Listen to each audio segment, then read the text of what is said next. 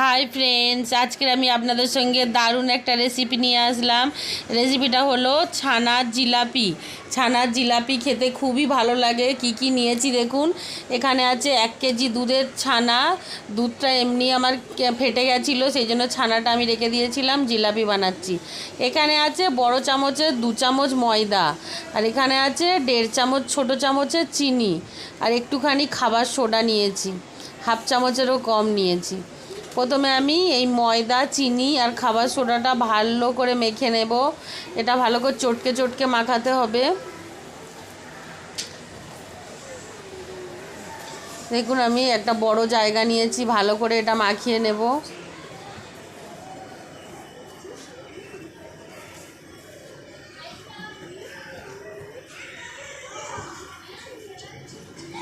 দেখুন বন্ধুরা, আমার একটা মাখানো হয়ে গেছে। যেরকম আটার ডো হয়ে যায় সেরকমই হয়েছে, একটু শক্ত ধরনের। এটা আমি 2-3 মিনিট মতো রেখে দেব। ততক্ষণে আমি চিনির শিরাটা বানিয়ে নেব। এখানে বড় বাটির 1 বাটি চিনি নিয়েছি, তার উপরে দেখুন 3-4টে এলাচ নিয়েছি ফাটিয়ে, কারণ জিলাপিগুলো খুব সুন্দর একটা সেন্ট আসবে সেই জন্য। আর যতটা চিনি নিয়েছি সেই বাটি মাপে না, আমি আগে থেকে মেপে রেখে দিয়েছিলাম। বড় গ্লাসের 1 গ্লাস জল দিলাম, আর 2টো তেজপাতা দিলাম ভালো সেন্ট আসার জন্য। এটা আবার ফুটিয়ে নিতে হবে ভালো করে, যতক্ষণ না গাঢ় হয়ে যায়।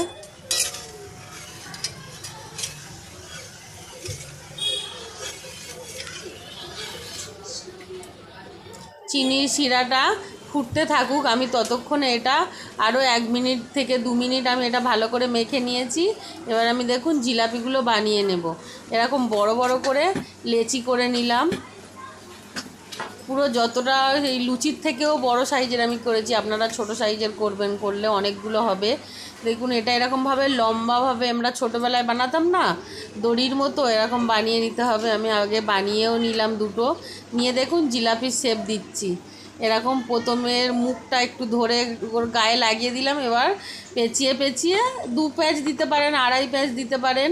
আমি বড় সাইজেরই করছি, দেখুন মোটা মোটা হয়েছে। আর শিরায় দেওয়ার পরে আরও মোটা মোটা হয়ে যাবে ফুলে। দেখুন, আর আমি বড় বড়ই বানাচ্ছি। আরও একটা বানিয়ে দেখিয়ে দিচ্ছি কেমনভাবে বানাতে হয়। কোনো ঝামেলা নেই, এরকম লম্বা লম্বা অনেকগুলো বানিয়ে নেবেন। নিয়ে এরকম হাত দিয়ে পেঁচিয়ে নিলে জিলাপির শেপ দিলেই হয়ে যায়। এইভাবে আমি সবগুলো বানিয়ে নেব। সবগুলো আমি বানিয়েও নিয়েছি। আর এবার দেখুন শিরাটা দেখছি, শিরাটাও আমার রেডি হয়ে গেছে। এবার আমি সামান্য লেবুর রস দিলাম, যাতে শিরাটা আরও বসে না যায়। এবার আমি ওই থালাটার মধ্যেই ঢেলে নেব। একটু ছড়ানো থালায় নিলেই মানে জিলাপিগুলো যখন রসে দেবো না, তাহলে ভালো হয়। দেখুন, আমার সবগুলো বানানোও হয়ে গেছে। এবার আমি ভেজে নেব। এখানে আমার টোটাল হয়েছে 15টা জিলাপি। যদি আমি ছোট ছোট সাইজের করতাম আর একটু সরু সরু করতাম, তাহলে 20টা মতো হতো। আমি অনেকটাই মোটা মোটা করেছি। দেখুন, কড়াইয়ের মধ্যে আমি তেল বসিয়ে দিয়েছি। তেলটা আমার হালকা গরম হয়েছে। এবার আমি জিলাপিগুলো ছেড়ে দিচ্ছি। হালকা গরমে দিতে হবে, না হলে না গ্যাসটা জোরে থাকলে উপর থেকে পুড়ে যাবে আর ভিতরে কাঁচা থেকে যাবে, খেতে ভালো লাগবে না। দেখুন, আমি প্রথমেই 4টে দিয়েই ভাজবো।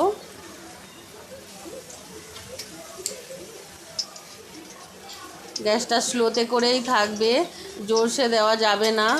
অনেক টাইম ধরে হালকা হালকা লাল লাল হয়ে যাবে, তারপর আমি উল্টে দেব।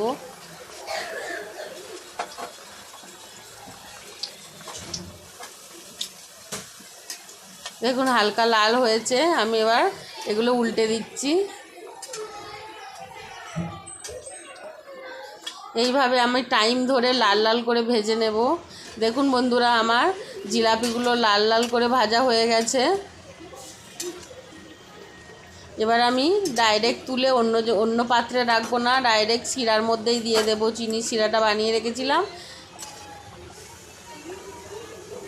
দেখুন কেমন ফুলেছে, খালি দেখুন, খাবার সোডাটা দেওয়ার জন্য।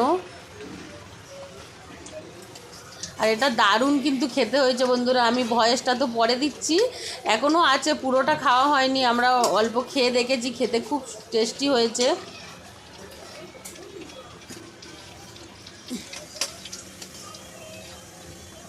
এইভাবে আপনাদের দুধ যখন বাড়িতে বানানোর সময় কেটে যাবে তাহলে ওই ছানাটা রেখে দিয়ে ছানার জিলাপি বানিয়ে নেবেন, দেখবেন খুব টেস্টি হবে।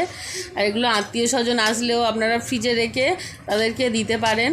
দেখুন আমি চিড়ের শিরার মধ্যে দিয়ে দিয়েছি, এবার চামচ দিয়ে উল্টে দিচ্ছি, আবার শিরা অল্প করে তুলে ওর উপরে দিয়ে দিচ্ছি। জিলাপিগুলো বেশি রাখার দরকার নেই, যেহেতু গরম জিলাপি তো, আর এমনি শিরাটা ঠান্ডাও, খুব একটা ঠান্ডা না, মিডিয়াম আছে দিয়েছি, তাড়াতাড়ি রসগুলো ভিতরে ঢুকে গেছে। আর এই জিলাপিটা আমি পরে দিয়েছিলাম, এই জন্য টাইম লাগবে। সাইড থেকে আমি অন্য জিলাপিগুলো এই একইভাবে সব ভেজে নেব। দেখুন বন্ধুরা, আমার সব জিলাপিগুলো ভাজা হয়ে গেছে। এবার আমি রসের মধ্যে উল্টে পাল্টে দিয়ে আমি এবার তুলে নিচ্ছি। দেখুন অনেকগুলো তুলেও নিয়েছি, রসের মধ্যে দিয়েছিলাম। দেখুন কত সুন্দর ফুলেছে, আর ভিতরের রস একদম ভর্তি হয়ে গেছে।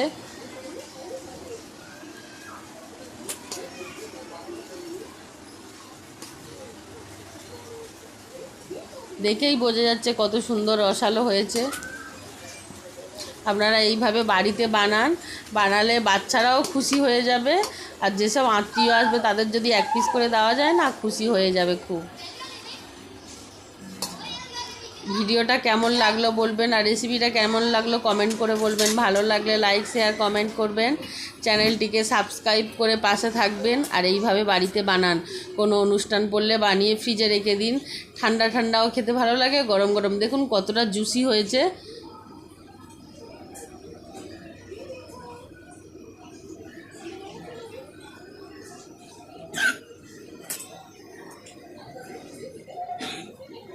পুরো ভিডিওটা দেখার জন্য ধন্যবাদ। আবার নেক্সট ভিডিওতে ফিরে আসছি। Thank you.